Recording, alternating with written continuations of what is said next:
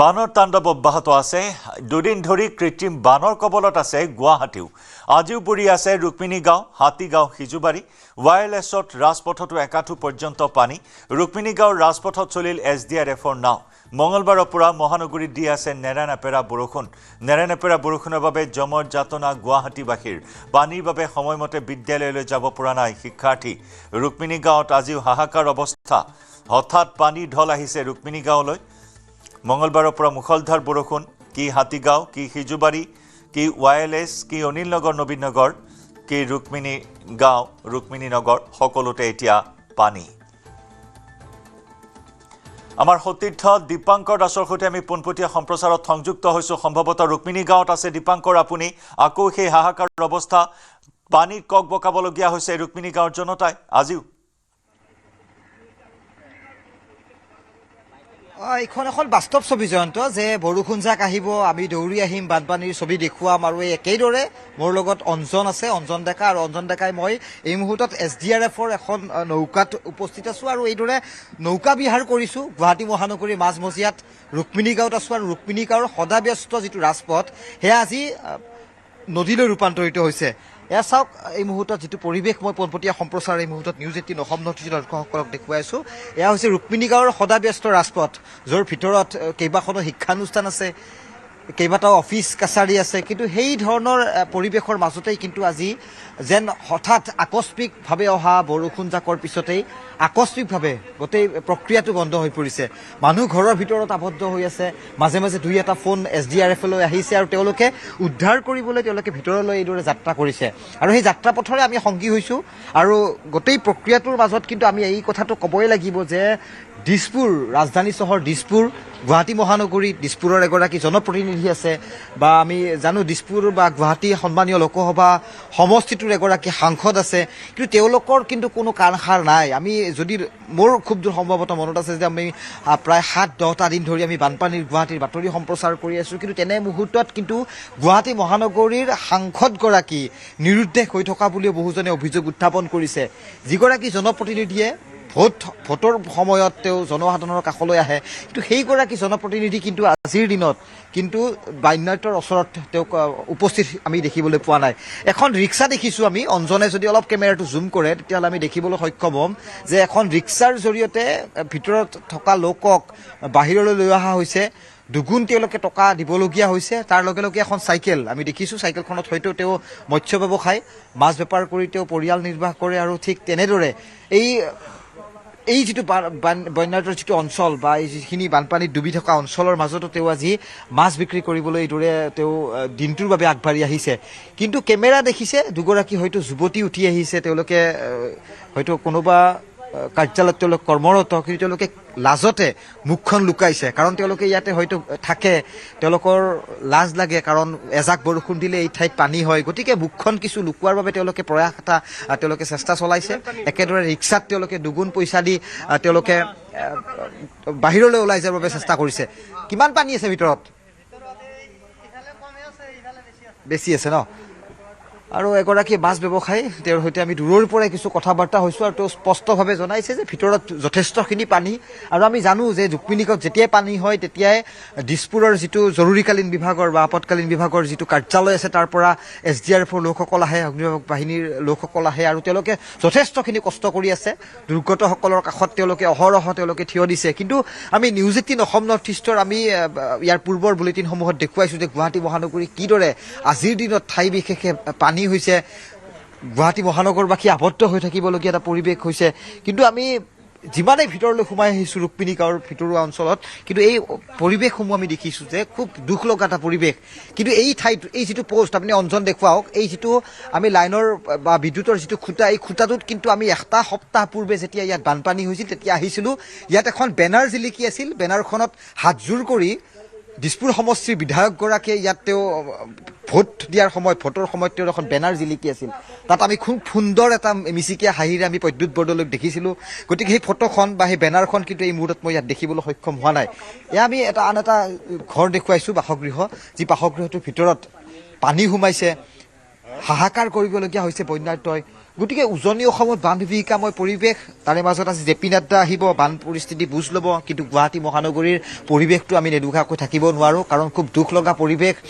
আৰু Jorabat, Excel care হস্পিটেলৰ সন্মুখভাগত বৰাগাঁও, গুৱাহাটীৰ হাতীগাঁও, ৱাৰলেছ, চানমাৰীৰ যি LNB ৰোড, গতিকে বৃহত্তৰ এলেকাই কিন্তু বানপানীৰ কবলত আজিৰ দিনত।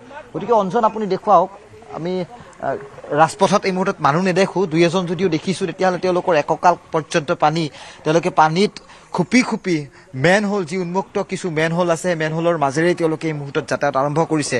দোকান পোহাৰ বন্ধ হৈ পৰিছে, মানুহ ঘৰৰ ভিতৰত আবদ্ধ হৈ আছে।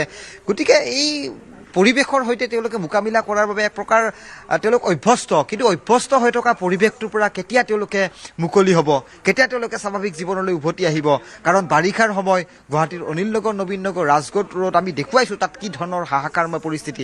গতিকে তাৰ ব্যতিক্ৰম নহয় গুৱাহাটীৰ ৰুক্মিণী গাঁও অঞ্চলো। আৰু ৰুক্মিণী গাঁৱত এই মুহূৰ্তত মই উপস্থিত আছোঁ। আৰু যিখন বোট, আপুনি ৰবাৰ বোটখন দেখুৱাওক অঞ্জন, যে আমি দেখুৱাইছোঁ য'ত SDRFৰ এখন আমি নাৱত উঠি এই মুহূৰ্তত আমি ৰুক্মিণী গাঁৱৰ ভিতৰুৱা অঞ্চল পৰিভ্ৰমণ কৰিছোঁ, য'ত আমি মানুহ দেখিবলৈ সক্ষম হোৱা নাই।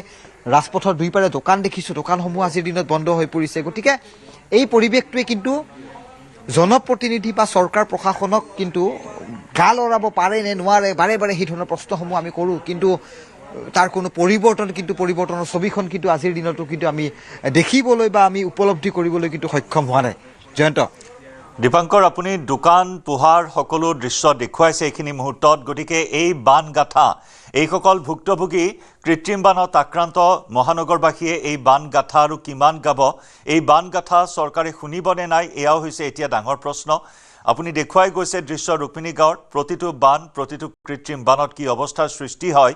দোকান পোহাৰ সকলো বন্ধ, ব্যৱসায়, জীৱন জীৱিকা সকলো এক প্ৰকাৰ স্তব্ধ হৈ পৰিছে এইখিনি মুহূৰ্তত। দীপাংকৰ, দোকানৰ সকলো সা সামগ্ৰী হয়তো বিনষ্ট হৈছে। এতিয়া বৰষুণ আহিলেই, অৰ্থাৎ বাৰিষাৰ ছমাহেই যেন এই দোকান পোহাৰসমূহ বন্ধ থাকিবলগীয়া পৰিস্থিতিৰ উপক্ৰম হৈছে ৰুক্মিণী গাঁৱত। সেইখন ছবিয়ে দেখিছোঁ আমি জয়ন্ত। আৰু মই অঞ্জনে যিটো ভিজুৱেলছ এই মুহূৰ্তত দৰ্শকসকলক দেখুৱাইছে, এয়া হৈছে ৰুক্মিণী গাঁও হাইস্কুল, এখন গুৰুত্বপূৰ্ণ শিক্ষানুষ্ঠান। উজনি অসমত বানপানী হৈছে, তাত শিক্ষানুষ্ঠান বন্ধ দিয়া হৈছে ঠিকেই, কিন্তু এই কৃত্ৰিম বানৰ ফলত যে গুৱাহাটী মহানগৰীতো যে এনে একাংশ শিক্ষানুষ্ঠান আছে, আমি কিছুমান পূৰ্বে হাতীগাঁওখন আমি এবাৰ পৰিভ্ৰমণ কৰিছিলোঁ, হাতীগাঁওতো আজি কেইবাখনো শিক্ষানুষ্ঠান আজি বন্ধ হৈ পৰা পৰিৱেশ এটা উপক্ৰম হৈছে। ৰুক্মিণী গাঁও হাইস্কুল, যিখন হাইস্কুলত প্ৰায় 2-3 শতাধিক শিক্ষাৰ্থীয়ে ইয়াত অধ্যয়নৰত, গতিকে তেওঁলোকৰ বাবে আজিৰ দিনটো এক প্ৰকাৰ তেওঁলোকৰ বাবে বন্ধ হৈ পৰিছে, শিক্ষানুষ্ঠান বন্ধ হৈছে, শিক্ষাৰ্থীৰ জীৱনক লৈ হেতালি কৰা হৈছে। গতিকে এই পৰিৱেশসমূহৰ মাজত আমিও খুব দুখেৰে এই ধৰণৰ পৰিৱেশ আমি বৰ্ণনা কৰিবলগীয়া হয়। আমি দুই এটা অট্টালিকা আমি দুই পিনে দেখিছোঁ, তেওঁলোকে ফাৰ্ষ্ট ফ্ল'ৰ, ছেকেণ্ড ফ্ল'ৰৰ পৰা মানুহে তলৰ পৰিৱেশটো চাবলৈ যত্ন কৰিছে। বহু সময়েৰে এই পথেৰে মানুহ অহা নাছিল, সাংবাদিক আহিছে, সাংবাদিকৰ কেমেৰা চৌপাশে ঘূৰিছে, গতিকে তেওঁলোকে ফাৰ্ষ্ট ফ্ল'ৰ, ছেকেণ্ড ফ্ল'ৰৰ পৰা ঘূৰি তেওঁলোকে পৰিৱেশটো এনজয় কৰিছে। কাৰণ মনোৰঞ্জন, সমস্যাৰাজি, তাৰে মাজতে কিন্তু ৰুক্মিণী গাঁওবাসীয়ে এই গোটেই পৰিৱেশটোৰ সৈতে তেওঁলোকে মোকাবিলা কৰি আছে। আৰু এখন ৰিক্সা দেখিছোঁ, 2-এজন লোক হাতত ব্ৰাছডাল লৈ তেওঁলোকে প্ৰাতঃ ভ্ৰমণৰ বাবে ওলাই আহিছে। গতিকে এই ধৰণৰ পৰিৱেশ, হাফ পেণ্ট বা লং পেণ্ট, যিটো পেণ্ট তেওঁলোকে পিন্ধি আছে, তেওঁলোকে সেয়াই কচাই তেওঁলোকে ৰাস্তালৈ ওলাই আহিছে, হাতত ব্ৰাছডাল আছে। গতিকে প্ৰাতঃ ভ্ৰমণো হৈছে, পানীৰ লগত তেওঁলোকে কিছু মনোৰঞ্জনৰ এটা ফিলিং লৈছে। গতিকে এখন ৰিক্সা আহি আছে, ৰিক্সাখন দেখিছোঁ খুব ককাই বকাই তেওঁ হয়তো 2-এজন লোক পাব, তেওঁ উঠাই নিব, দিনটোৰ উপাৰ্জন তেওঁৰ দুগুণ হ'ব। গতিকে ঘৰখন চলাৰো এটা পথ, যি পথ তেওঁলোকে অৱলম্বন কৰে। গতিকে তেনেকুৱা পৰিৱেশৰ মাজেৰে ইয়াৰ সৰ্বসাধাৰণ এক প্ৰকাৰ ভুক্তভোগী, তেওঁলোকে আজি বানপানীৰ সৈতে যুঁজিছে।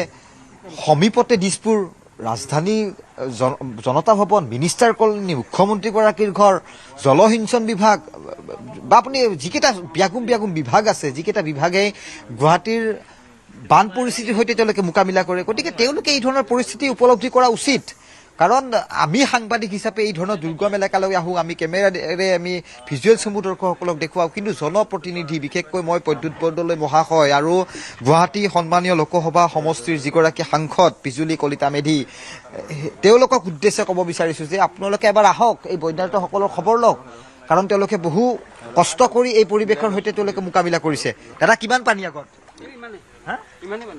এককাল হ'ব আৰু ন? বানপানীৰ নামত হাজাৰ ঘৰৰ কৌটিত টকা খৰচ কৰে অসম চৰকাৰে যে গুৱাহাটীৰ কৃত্ৰিম বান নিৰ্মূল হ'ব, কিন্তু মই এটা কথা উপলব্ধি কৰিছোঁ যে যোৱাকালি কিন্তু মেঘালয়ত বৰষুণ দিয়া নাছিল, তেতিয়াহ'লে গুৱাহাটীত বানপানী কিয়? বহুতে ক'ব বিচাৰিছে।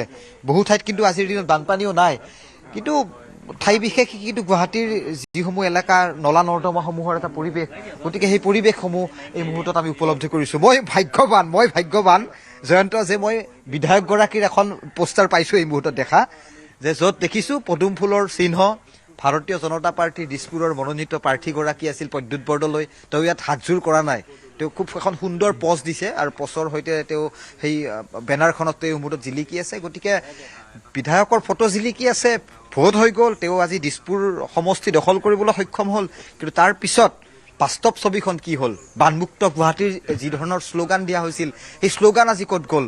এয়া আপুনি ফাৰ্ষ্ট ফ্ল'ৰৰ এটা ছবি দেখক অঞ্জন আপুনি এয়া প্ৰথম মহলাৰ এটা ছবি দেখুৱাইছোঁ। এগৰাকী জ্যেষ্ঠ ব্যক্তি, তেওঁ ওপৰত বহিছে আৰু তেওঁ হয়তো জীৱনটোৰ যিখিনি কাল তেওঁ এই ঠাইত আছে, তেওঁ হয়তো এই পৰিৱৰ্তনটোৰ কথা তেওঁ হয়তো অভিজ্ঞতাভাৱে তেওঁ সেই কথাখিনি বৰ্ণনা কৰিব পাৰিব, কিন্তু তেওঁৰ মুখমণ্ডল দেখি মই এই কথাটো অনুমান কৰিছোঁ যে আৰু ভগৱান কিমান দিবা আমাক এই পৰিস্থিতি।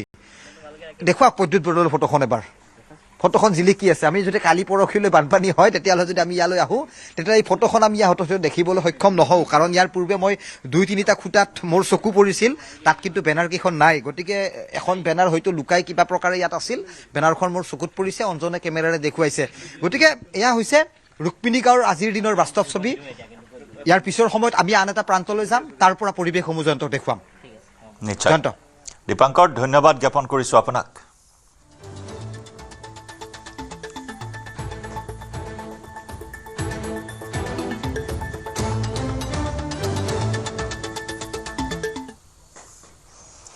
ইফালে